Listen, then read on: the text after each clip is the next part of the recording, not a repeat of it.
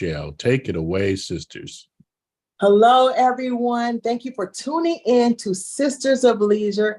I'm one half of Sisters of Leisure. My name is Tracey, and we are living every day and seeking and understanding real events. And I am Michele, the little sister. And before we get started, I do apologize. I should have probably told you that before.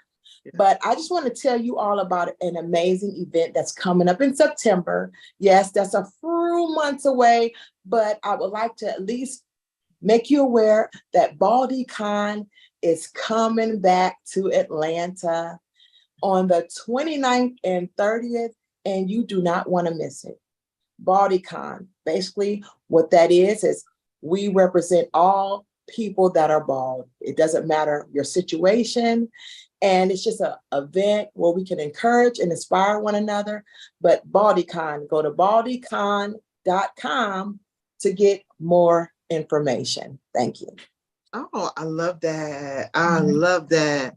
Well, like I said, I am Michele, the little sister. And today we have an esteemed guest who is an author of the book, Hurt Daughters, a memoir. Her name is Shannon Jones.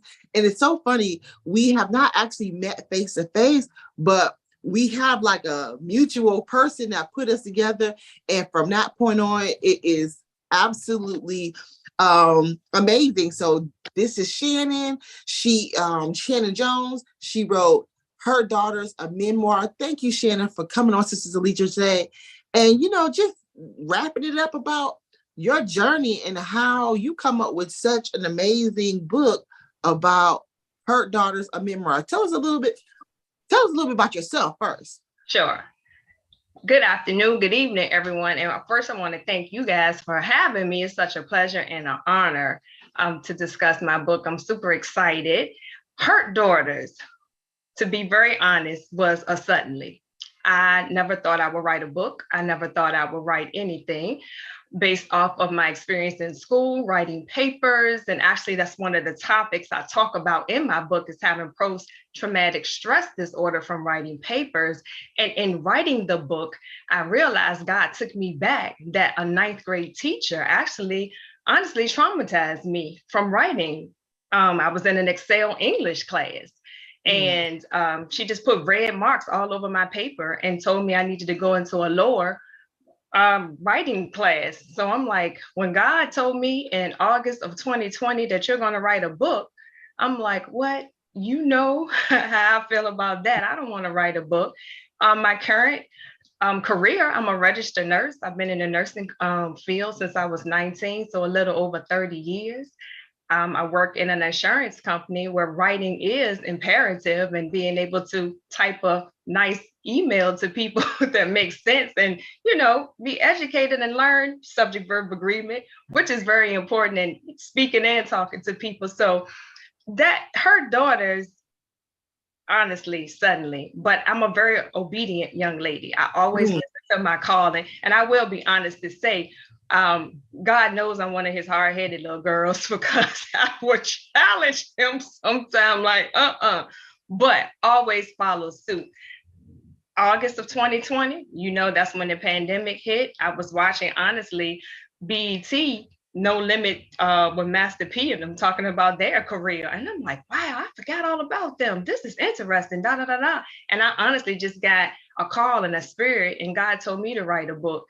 I've been told by others years ago that I would be an author, but I laughed and said, nah, you got the wrong person. And since then, I started the journey. I said, God, I don't know how to write a book. I don't even know who's going to help me. Who's going to put the book in my hand? I don't know any publishers or editors. He said, Shannon, you have a laptop and you have Word on it, type. And isn't it amazing how when you are obedient, yes, what comes from it?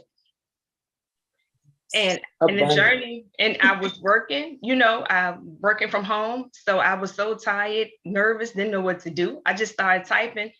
And after that, that was the first domino effect. When you listen to the calling and he advises, he just pours into you. So I started typing. And this is what's really, really funny about this. I told no one. My parents didn't know. no one. It was only maybe one person, and that's a good friend that I share we always been sharing career things and dreams. And I talk about that in the book as well. We actually traveled and did some things together. She was in one part of New York and I was in the city of New York, living out our dreams with a mentor, just doing things. And when I told her, it was funny, she started getting emails about book writing. So she sent them to me, which was very, very different. So I listened to the emails, connected with this one lady. It was a printout. I wrote the printout and how to write a book and what to do each day. And I just went and just did it. God just started talking to me, telling me chapter names. I wrote stuff. It was a journey. It took a lot of discipline, because it's hard when you do work full time and you work 9 to 5 and you getting off work, you want to just relax. But even if I wrote 15 minutes worth, I felt like I was obedient and did what I did. So from August 2020 through March 2021, I completed it. Wow. That's wonderful. That is wonderful. I was reading your website, and you spoke about your hurt and pains in the different stages that you went through, your hurt and pains. But how did you manage your feelings, though? Because you did speak about your feelings, and how did you manage that? I have a nice tribe of young women, and all women of all ages in my life. And I would ask them, calling them, sis, I need you. I'm dealing with this. I'm raised by two teenage parents at the time, and they always instilled love in me. Always. My parents are amazing people, and I get really emotional, talking about them because they just imparted so much in my life. But they always made themselves available. So my grandparents and all. So I've always been having a good tribe. But my friends at the time, when you get older, you don't really want to call on your parents all the time because, my parents still look at me as their little girl or whatever, and they wary, but I call on my friends. I've always expressed myself. I've never not shared my feelings and talked to people and stuff. But at the end of the day, God, okay, God. And I don't have a, special prayer type. I'm very, God, listen, this is happening to me. I need your help. In your words, you said this to that. Now I'm trusting you with this. I don't feel good about this. So show me, give me a clue. Show me some evidence of your promises that you advised.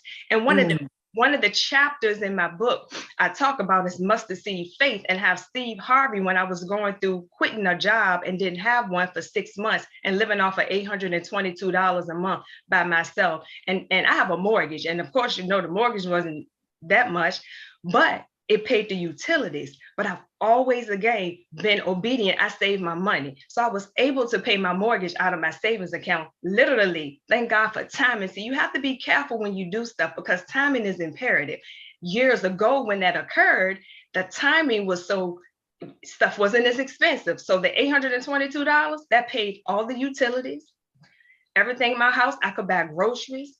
I was getting blessed by a spiritual mom who was sending me a check every week. Literally, people might wouldn't understand this, but I was getting my hair done every week and my nails done. But getting my hair and my nails done kept me sane. I didn't do any shopping. I didn't do anything else, but that helped me. And in my tribe, what do you need? You good? Hold on, you all right? Because you ain't said nothing. But I listened to Steve Harvey every morning prior to me quitting that job. And he had this book called what is that, by Norman Vincent Peale, positive, what is it called? The Prayer of a Positive Person, something like that. I forget the name, please excuse me. But he talked about mustard seed faith. So I called my mom, I said, can you bring me some mustard seeds home from work? And she was like, of course, what you cooking? It's like, I'm not cooking nothing, I need them. So she brought them back. I took that one mustard seed faith as a woman, because at the end of the day, if you really realize, and not in a negative connotation, everyone is a hurt daughter, no matter, the way you look at it.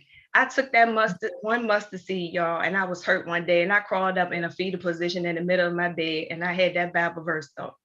And I said, God, I am challenging you at your word. You say, take this one mustard seed, and that you could stretch this and do what you say you can do. And I'm only trusting you to do this. And after that, domino effects. So even though at the time it didn't feel like it, nothing was working. But I just want from chapter 1 all the way to the conclusion of my book for women of all ages, because my book was set up for young girls ages, I'm gonna say 10 on to now, to be able to make it to show. Because I talk about the 8-year-old Shannon, and the 8-year-old Shannon went through a lot. Struggles. My mind was always working. I'm a dreamer anyway, and just different things going on and challenges. I had a lot of tragedies to happen in my life. My grandparents were killed tragically. I talk about that. My cousin was executed by the state of Virginia in 1999 when I was going to nursing school, working full time and doing that. And he was a big, like brother to me. Her daughters, different school, trying to better myself as a young woman and to make myself feel good. And that's another thing I really want to tell you, ladies, and to the audience out there who's listening, I always loved myself. I'm gonna be honest. I always loved. Could nobody tell? They could have called me the ugliest thing or whatever, but they wouldn't have messed with me. I did have that much strength in me because I had a father, and I have 3 uncles, my mom's brothers, who embraced me and took care of me and showed me stuff. So that love and the tribe of what's given to me, it has actually carried me to this day at the age of 51. So all of those good things, and I just want to impart that to everyone. I don't care what's going on in your life. Love yourself. And when you look in the mirror, don't neglect the person in the mirror. Take care of her. Rock with her. Love her. Tell her how much you need her. Tell her that you can do it. Tell her you're going to make it this day. And you only have to take one day at a time. Don't worry about tomorrow. And yesterday is in the past. Whatever happened yesterday that didn't work, we're gonna fix it the next day. It's done and over with. It's done. Don't even keep it. I love that, Shannon, because a lot of like you say, everyone's a hurt daughter, like almost, and everyone needs to know that it's all good, and that we can get past things, and we can move on, and we can love ourselves and take care of ourselves. I absolutely love it. But I want to go back on something that you said. Sure. You said you didn't tell nobody. No, ma'am. But your friend. One person. And so, I just want you to because I know I've learned that sometimes you got to just keep your mouth shut and tell, because that conversation, when God placed that was not a Zoom call. That was a one-on-one conversation, right? Yes. So tell me, what made you not want to tell anyone, but your one confidant who, feeds into you? To be honest, because I was on a mission, and I watched my mother and my grandmother when they made goals. For example, my grandmother was fixing up her house. She went to work and she handled her business, and she just did it. I handled my business. And first of all, I didn't want to hear anything from anybody that I didn't need to hear. Yes. You know what I mean? Yes. Because I wouldn't have a story to tell, honestly, about the book journey if I told certain people. Yeah. So I did it. Yes. And then, in life, you learn, you hear me talk about my grandmother a lot. I spent a lot of time with her, my grandma Eva, and she said, you tell some and you keep some. So when God showed me, he was strategic with me, Michele and Tracey. He really was. He told me who was going to do my website. He told me how my pictures was going to work. He told me, when you read the book, look how the format of my book is. The editor, publisher that I have, a great, great woman, Miss Susan here. She just blessed me. I told her what I wanted on the cover. For me, this is my layout. I didn't want a picture of me on the front because it's not about me. The book, if you look at it, shows the younger Shannon in the valley going up to the adult Shannon to the mountaintop. Yes. And then on the back, you get your excerpts, and the book will tell you what I discussed. But it's not about me, and I want this book to get across the entire globe, and it will, because I know it will, because he gave that to me, and it's for a purpose, for such a time as this and forever. That seed was planted. So now I launched it in October. My roots are growing in my book. I'm watering it. You're a part of my watering, and thank you guys for being a great fertilizer to let me get up and talk to people about it. And I don't despise the days of small beginnings. So I'm just super excited. But no, I told no one. When I told the photographer at my website public, he said, "You didn't tell nobody." And I said, "No, and you better not either. Don't tell nobody." Yeah. I launched it. I did a video and I put it out. I was super scared. And then after that, it was a wrap. And I've had much success. I've sold out once. I'm almost sold out again. And I'm super excited and grateful. Very. Yeah. So when did you know the common road life was not your type of life? The common road. Okay. When you jump ship? COVID, the pandemic. I was like, okay, I'm still working. Again, I'm not going to despise the days of small beginnings because I need to eat and I need to be able to support myself. But I know my life is different. And I know that there's going to be some things where I'm going to have to, close some stuff out. And I say, thank you. But during the last 3 years, to be honest, things just like, how you get those premonitions and feelings. And I'm like, man, and I'm going to be honest, Tracey, I might want to backtrack a little bit. I probably knew a long time ago, but he didn't really reveal it to me and give me that light until now. I honestly don't like speaking in front of people, but he started showing me this. God fed me with my journey on the baby food of this life up until now. I started getting jobs where I had to speak in front of people and I had to talk and I had to explain. And it actually started when you read the book of me teaching LPN students. And I taught at a school here where there were young women who actually were troubled, who didn't graduate from high school, got a GED, wasn't taught how to study, didn't know certain things. And I actually had to teach them about life first, and before I could start teaching them about nursing. And I think I had to gain their trust. And I talk about it in the book as well, that I'm not against you. And that's another thing that bothered me as women of color, how we tear each other down. And that just hurt me so bad. And again, a part of the conversations in the book, you're not liking me because of this and because you got that, but you really don't know me. If people really knew some of the humble beginnings of certain things I live my life, they would laugh. They would be like, huh? Because they look at me. My mother was poor growing up. So she said if she ever had kids, they would never go through. So she over provided because of the love she has for us. But she taught us to be humble, to respect ourselves, but respect other people, and you don't down anybody. So my mother made sure I had the best because she didn't have a lot. And so I instill in that. So I really, really, really, really want women of color to stick together. Because if you read one of the chapters in the book, it's called There's Strength in Sisterhood. We can do a lot if we stick together. Because we're some awesome people. We're some awesome, beautiful people. Yeah. We bad. You hold up that banner. We do it. I feel that now. So, I believe that we can, but I think people don't know how to stay in their lane, if you will. Like the Lord blessed you with your book. So your friend was the person that poured into you when you spoke to her about it. She didn't tell you, well, this, that, or the other. She just was like there for your support.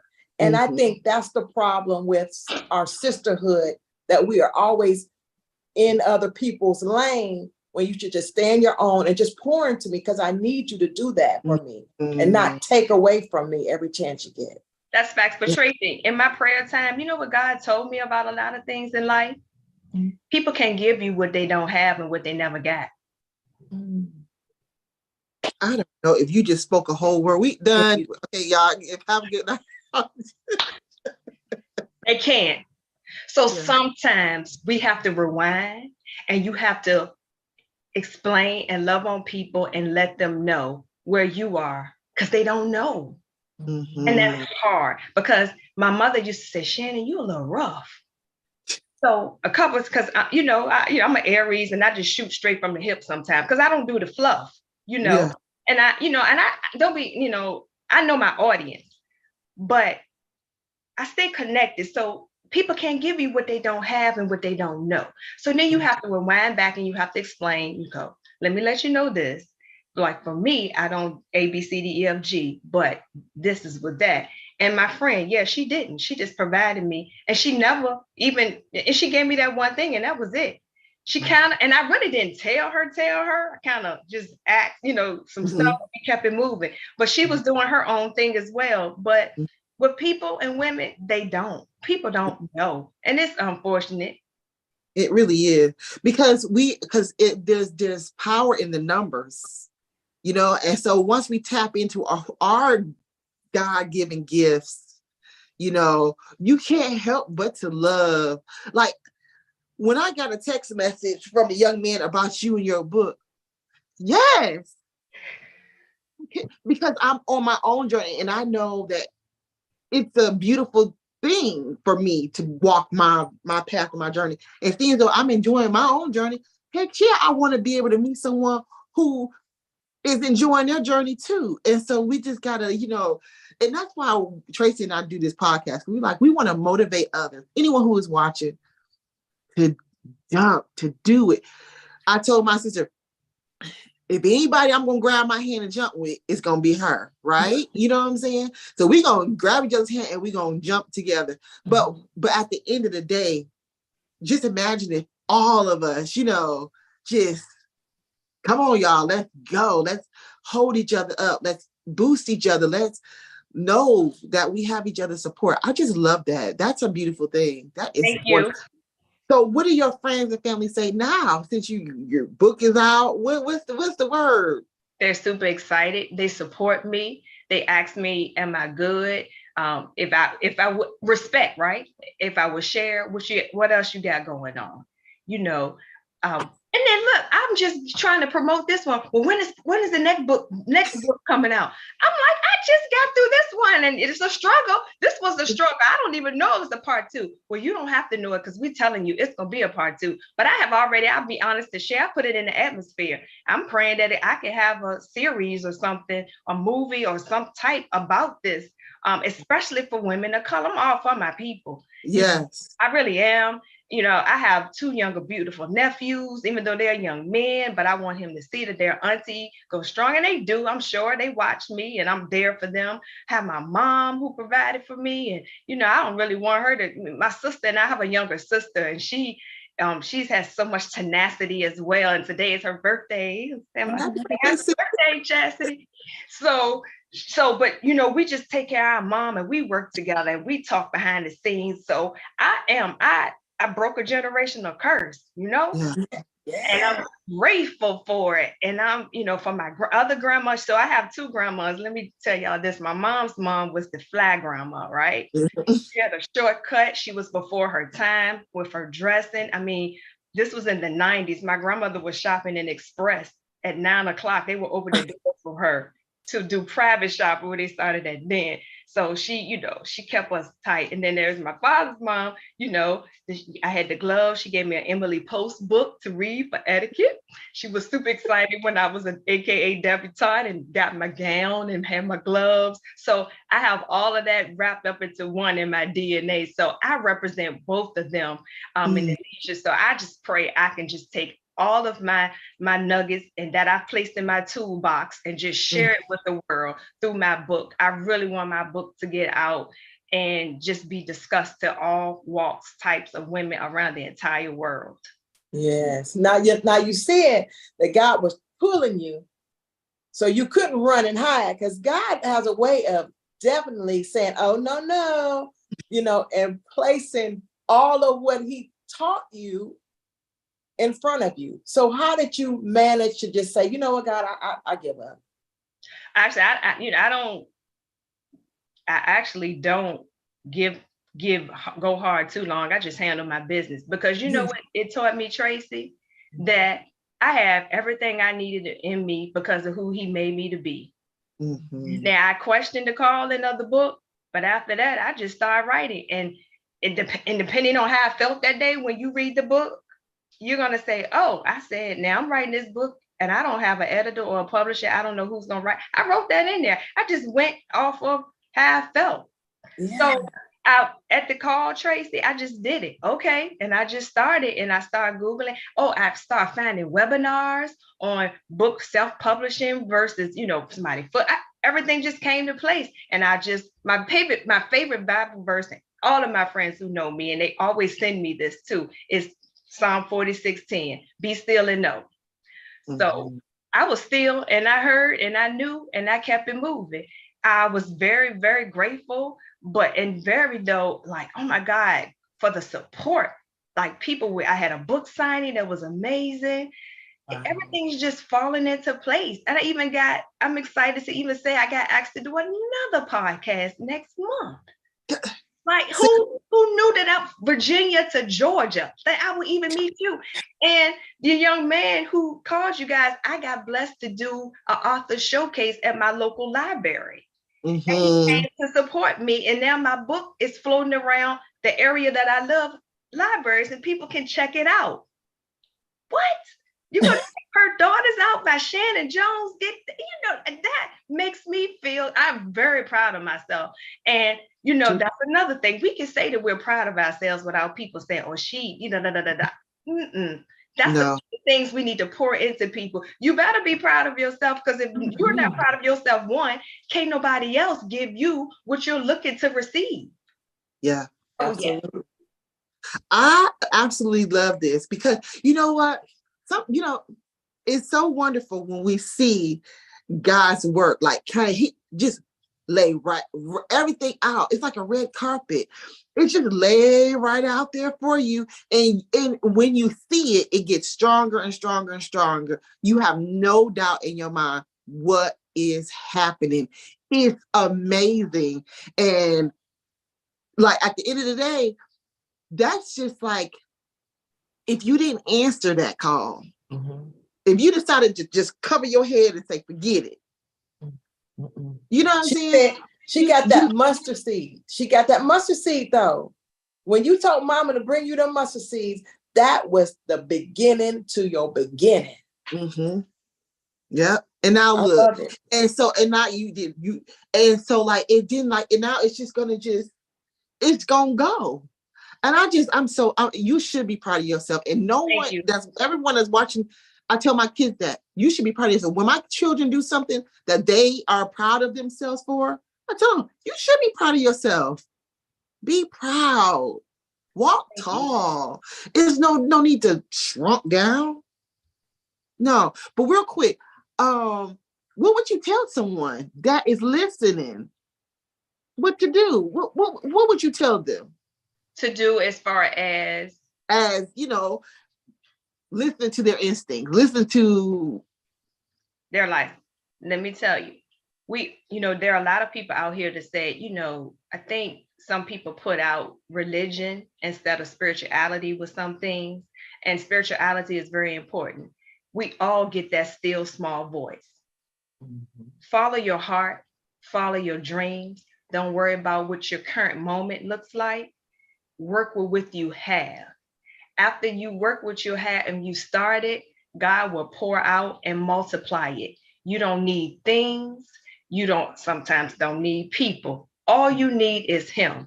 And there were times that I did reach out to people, but at the end of the day, I just said, God, help me. Again, give me the clues and evidences of your promise. Send me some help. And it all works out. Everything works out for the good of those who love him. And he is going to get you where you need to be. He's going to get everybody that's listening, everybody that's watching. You're going to get what is meant for you to have. Don't worry about it. You have planted. You are rooted. You are watering yourself. You got some great fertilizer. That's your word. That's who you are. That's your spirit. That's you praying to God. Let your roots grow deep first, because you can't do anything without a good root system. After that, your springtime or whatever your time is, you're going to see the blossom of your beautiful flower and what you need to do. So stand strong in you. Again, don't worry about what it looks like. Imagine your beautiful breakthrough and miracle that's going to happen. Trust me. And I still have a little ways to go, but I know I'm going to get there. Yeah. Absolutely. So how can people get your book? They can get my book at foreverbestill.com through my website. So And say if they it. want, Yeah. What you say, Tracey? I'm sorry. what say that again? Sure. My website, you can purchase my book at foreverbestill.com. Okay, awesome. Y'all hear that? And that's on Instagram as well. Awesome, right? Yep. And my Instagram page is Forever Be Still. Forever be still. I love that. Shannon, it has definitely been a pleasure to see your beautiful face. Thank you. I wait to sit down and indulge in your work. And it's just a pleasure. And God, I see big things. You're gonna keep us in contact. You're gonna keep us up. Most definitely. And I was going to tell you, as you're reading the book, please reach out, text me.